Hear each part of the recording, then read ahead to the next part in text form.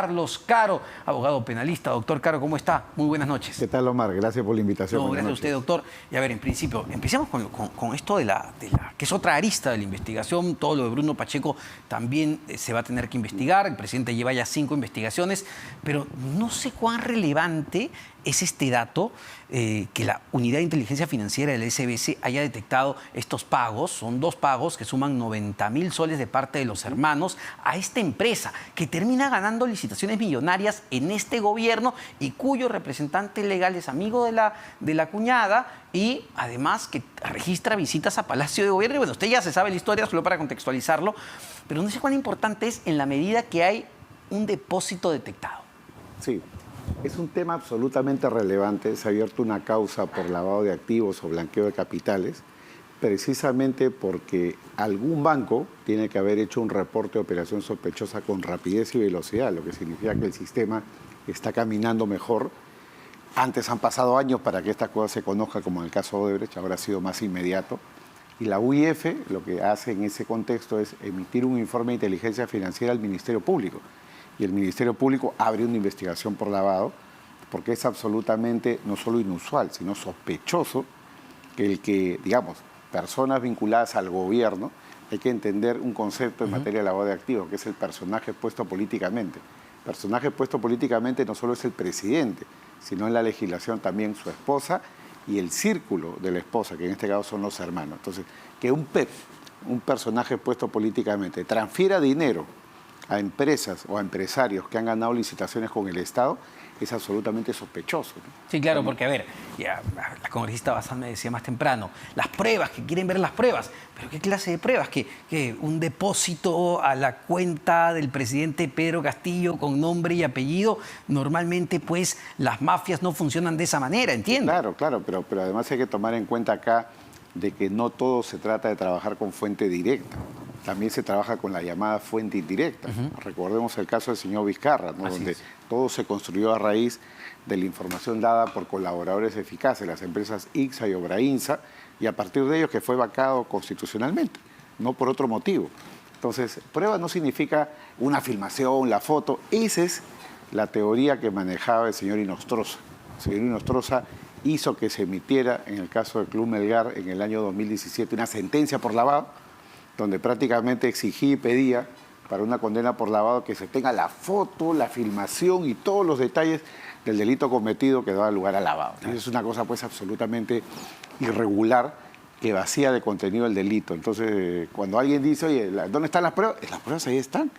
Esa transferencia no tiene otra explicación para mí que no pueda ser la vinculación que hay acá con algún negocio con el Estado. Porque en este caso, dado que tenemos ya, digamos, el dinero, y entiendo que el Ministerio Público lo que tiene que hacer es seguir el hilo del dinero, lo que va a preguntar en principio a los hermanos es, a ver, 90.000 soles.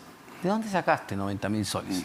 Demuéstrame de dónde sale ese dinero, ¿no? Entiendo. Exactamente, tiene que seguir la ruta del dinero, cuál es el origen de esa plata, cómo esa plata llega a una cuenta, y sobre todo cuál es la causa por la cual ellos transfieren ese dinero a unos empresarios.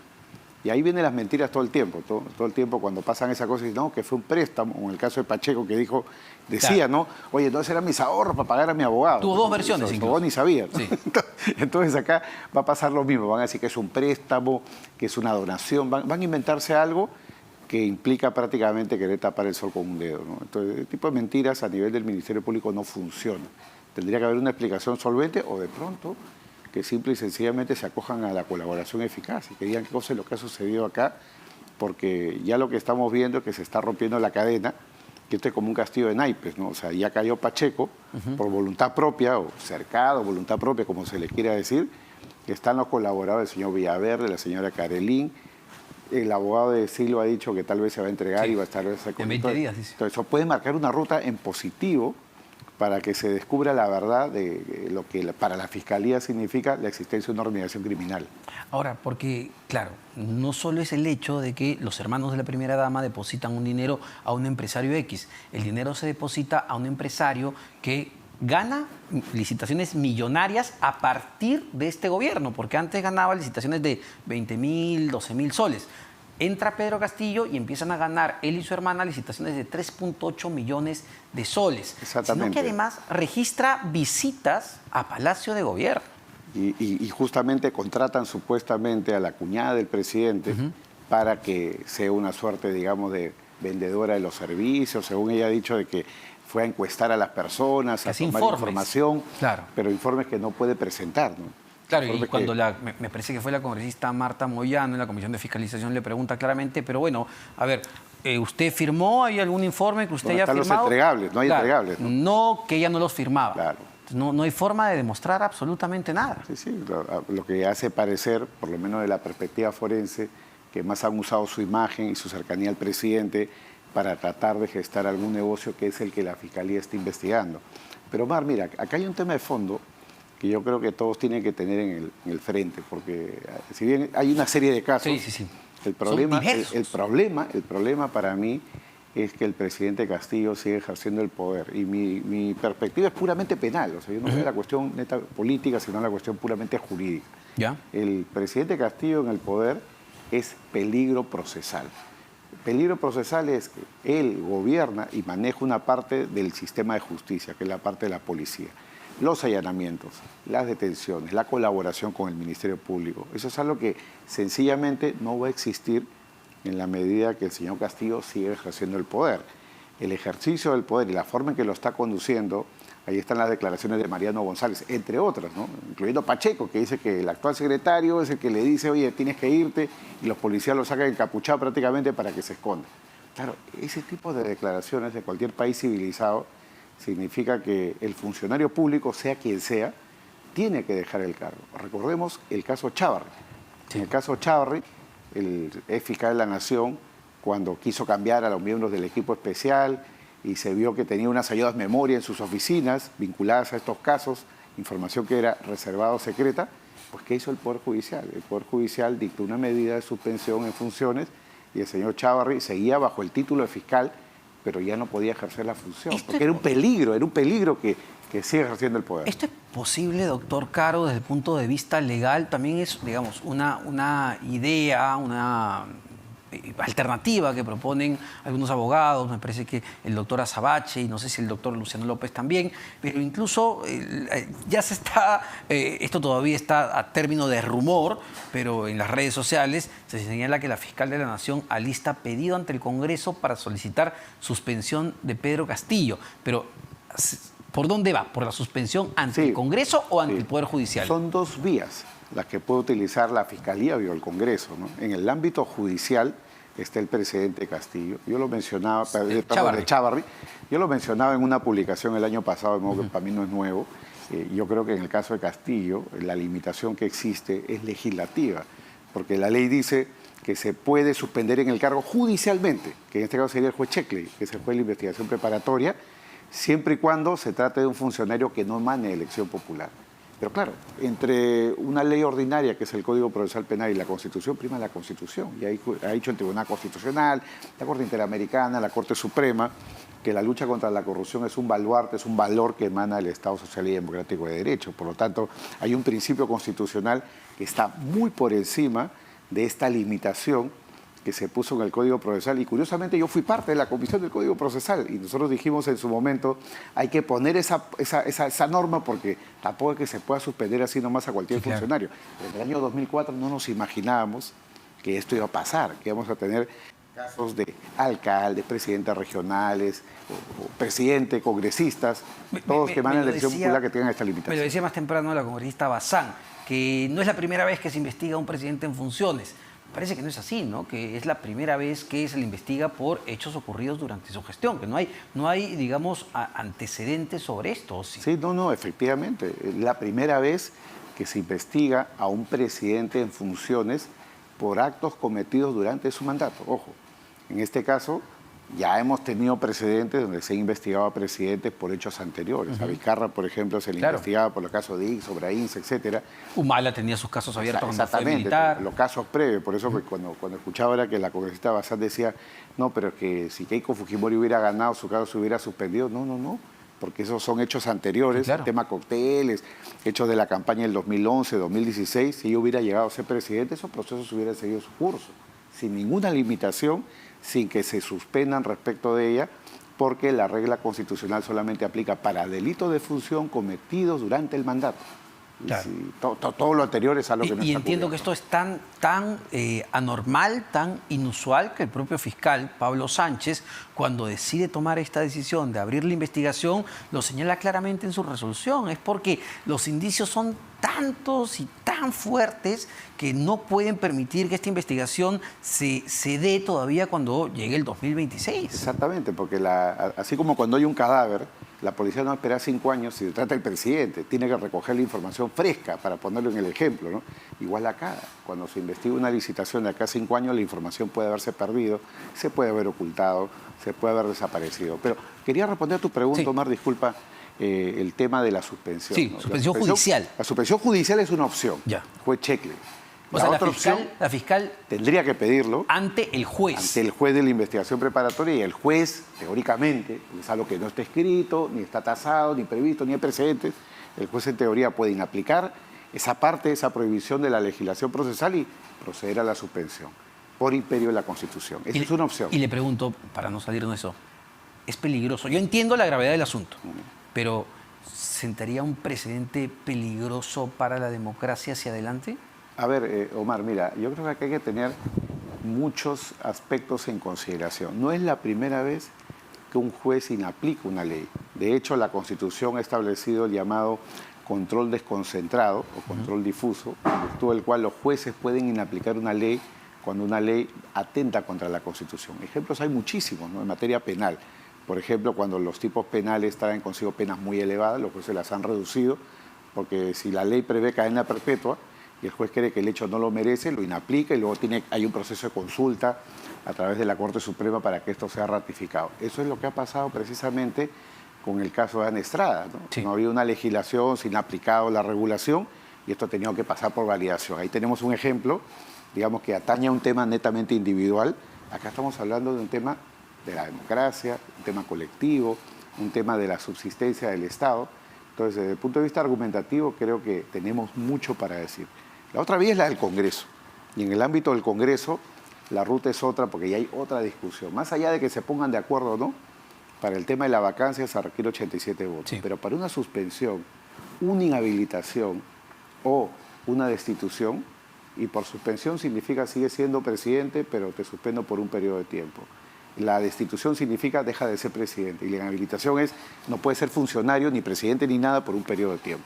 Esas opciones están sobre la mesa a través del llamado juicio político. Lo puede pedir la fiscal. Lo puede pedir la fiscal, pero quien tiene que gatillar el proceso interno es la Subcomisión de Acusaciones Constitucionales. Y lo ve la comisión permanente. Comisión permanente. Luego pleno. Y finalmente el pleno, sin los miembros de la comisión permanente, pero ahí hay una pequeña ventaja, digamos, ¿no? La votación ya no tendría que ser una votación cualificada, bastaría una votación mayoritaria, es decir, 66 congresistas, ¿no? Ya no estamos hablando de... Pero de 66 87 sobre votos, ¿no? 100. Claro, dejando fuera efectivamente a la comisión permanente, ¿no? Porque en este caso, para la vacancia, usted necesita 87 sobre 130. Exactamente. Si va por una 87 sobre suspensión, 130. tendría que, como está corriendo también su acusación constitucional, ¿no? Sí, por supuesta por traición a la supuesto que patria, ahí necesitan 66 sobre 100. Sin duda alguna, ¿no? Pero ten en cuenta también que la comisión permanente tiene una representación de proporcionalidad, con lo cual al final los que quedan fuera, esos 100, digamos, son personas que representan a determinadas fuerzas políticas y en la sumatoria podrían alcanzar, matemáticamente hablando, los 66 votos para poder gatillar esta solución, ¿no? Desde el punto de vista legal, a ver, si usted fuese abogado del presidente de la República y esto ya está pues insostenible, ¿usted le recomendaría que renuncie? Se lo pregunto porque, claro, él preguntará a su abogado, al doctor Espinosa, Benji Espinosa, oye, Benji, si yo renuncio, ¿qué me va a pasar al día siguiente? Sí, no, si yo fuera abogado del presidente de la República, lo cual sería una cosa muy difícil, porque no suelo ejercer defensa de políticos en general, pero si eso pasara, yo lo que le diría, mira viejo, acá tenemos que hacer una transición, porque tienes acá, digamos, una olla hirviendo, que en cualquier momento te va a explotar, y la verdad que lo que tienes que hacer en este momento es empezar a arreglar tus temas judiciales, marcar distancia del entorno de las personas que están siendo investigadas y empezar a colaborar con la justicia y yo le aconsejaría renunciar, ¿no? O sea, dignamente deja el cargo, vas a conservar, dejando el cargo, renunciando, un marco de protección, porque ojo, que cuando alguien cese en la función de presidente, igual tiene 5 años de antejuicio constitucional, entonces baja la presión, ¿no? Y entramos, digamos, a una fiesta, por decirlo de alguna manera, de largo plazo. Pero a ver, lo que le pasó a Pedro Pablo Kuczynski, usted recordará, PPK renuncia en el 2018, luego usted se acuerda del tema de su banquito, Westfield Capital, con Odebrecht, y fue creo que a la semana el Ministerio Público le pidió detención domiciliaria por su edad, pero si no hubiese sido por su edad, el hombre se iba con prisión preventiva. Hubiera ido seguramente a la prisión preventiva sin duda, ¿no? Pero claro, pero acá hay argumentos interesantes, ¿no? Porque, por ejemplo, en una audiencia de prisión preventiva, uno deja en claro, renuncio justamente para no generar peligro procesal. Es decir, tienes un argumento fuerte ahí, estamos especulando, ¿no? Una audiencia para decir qué peligro procesal habla. O sea, yo he renunciado y estoy diciendo que estoy renunciando justamente para que las investigaciones puedan seguir su curso, ¿no? Los tiempos han cambiado, la jurisprudencia se ha afinado y como tú habrás visto, Omar, antes era más fácil imponer una prisión preventiva. Y hablando de hecho con algunos fiscales del equipo especial Lavajato, me decían en varias ocasiones, oye, ahora ya es más difícil que los jueces nos den prisión preventiva, con lo cual ellos están trabajando ya mucho más en construir los casos, formular acusaciones, ir a juicios orales y obtener eventualmente la condena. Porque, oigan, verdades, ¿no? Terminan cayéndose en el Tribunal Constitucional. Le pasó a Ollantumala y a su señora esposa, Nadine Heredia, que, bueno, estuvieron varios meses ahí y luego el TC dijo, oye... 9 meses, claro. 9 meses. En el caso de Keiko Fujimori, 3 veces en prisión, ¿no? 3 veces. 3 veces en prisión, una por el Tribunal Constitucional, que, digamos, determinó que no había peligro procesal. Ahora, pero con todo lo que tenemos, doctor Caro, hasta el momento, 5 investigaciones abiertas de diverso tipo, la más grave es evidentemente por ser la cabeza de una organización criminal, en 2 me parece se le acusa de ser la cabeza de una organización criminal, Puente Tarata 3 y el pago para los ascensos en las Fuerzas Armadas y la Policía. A ver, ¿cuánto le puede esperar a Pedro Castillo si todo esto se comprueba?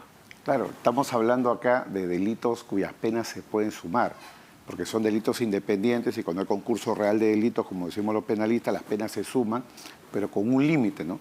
El doble del máximo de la pena más grave. Si acá estamos hablando de colusión, por ejemplo, el doble es 30 años, ¿no?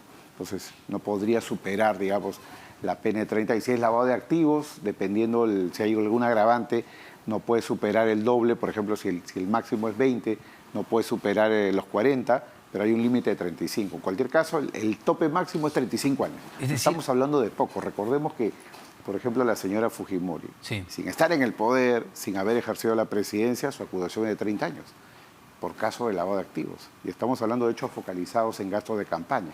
En el caso del señor Castillo, él ha sido funcionario público, es funcionario público, y estamos hablando de delitos cuyas penas están bordeando, en los casos de los delitos más graves, penas de 15 o 20 años. 15, 20 años, bueno, tremendo. ¿Y ahora qué espera? ¿Qué se le espera digamos, los prófugos de la justicia? Y esto es interesante porque ni bien Bruno Pacheco decide colaborar con la justicia y dar una serie de informaciones, y me parece que el cambio de la defensa legal al doctor César Nakazaki muestra que sí tiene vocación por colaborar con el Ministerio Público.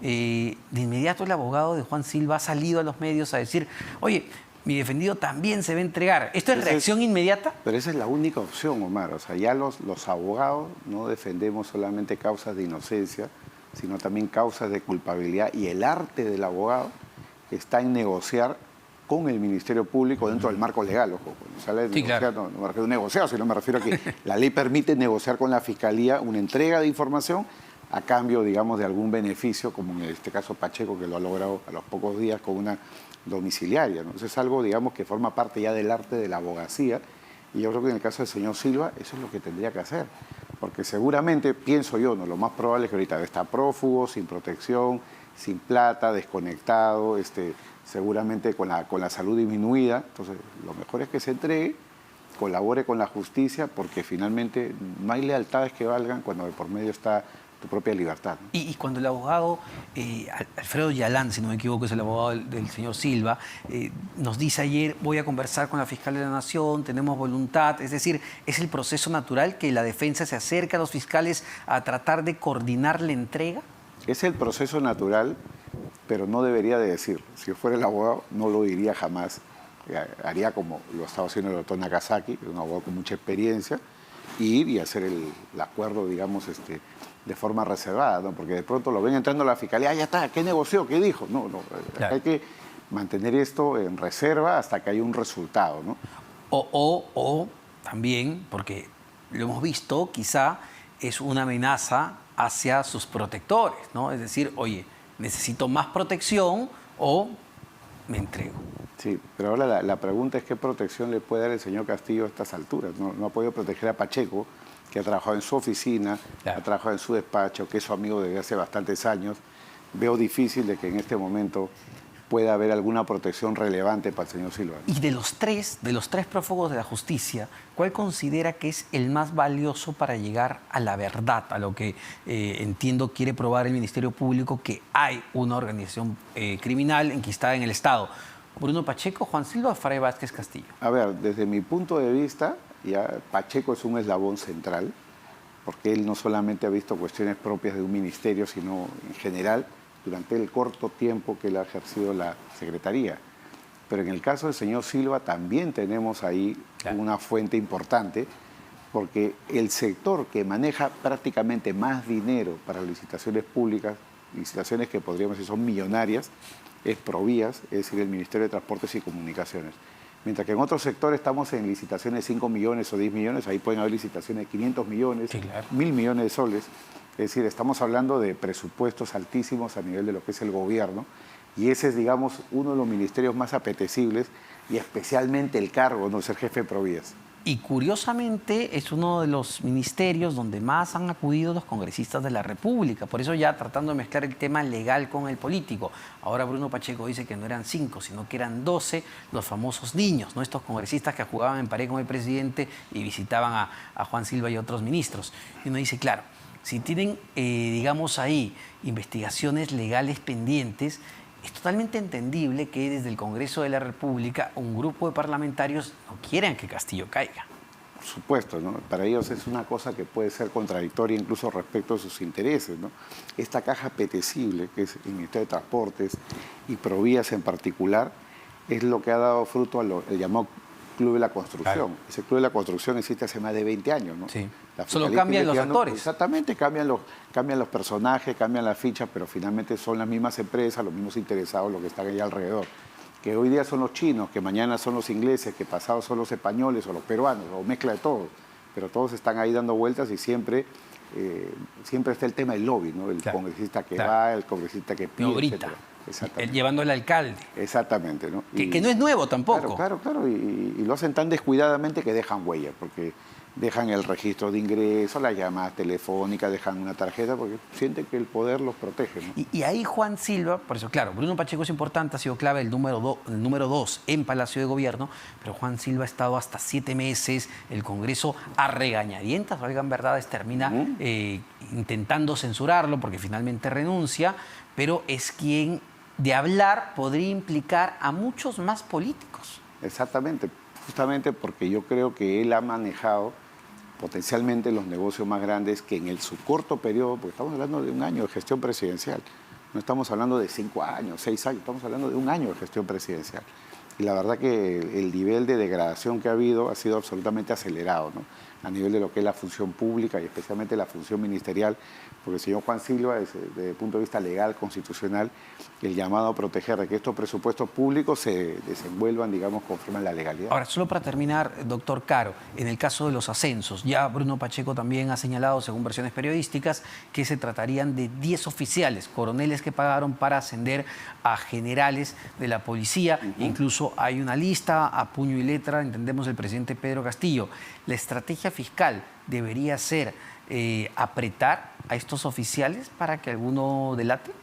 A ver, de hecho recordemos que cuando este caso se gatilla el año pasado, empiezan a circular las pantallas de los chats que incluso algunos militares entregan en el Congreso, y esa es la fuente inicial para la búsqueda de la información. Claro, general Entonces, Vizcarra. yo no descartaría la posibilidad de que en su momento el Ministerio Público utilice la vieja táctica, digo ya vieja, porque la usa muchas veces, de buscar una detención preliminar para que luego los detenidos preliminarmente, en el periodo máximo de detención, que puede ser 10, 15 días, delaten, se conviertan en colaboradores eficaces y con 1 o 2 ya construyen el caso, ¿no?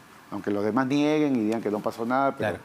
pero Entonces, con 1 o 2 ya construyen La pregunta es, ¿cuál de los 10 quiere beneficiarse? Exactamente. Porque si uno cae, caen los 10. Exactamente, la idea es apretarlos a todos a la vez y a ver quién es el primero que confiesa. Se vienen tiempos muy movidos, ¿ah?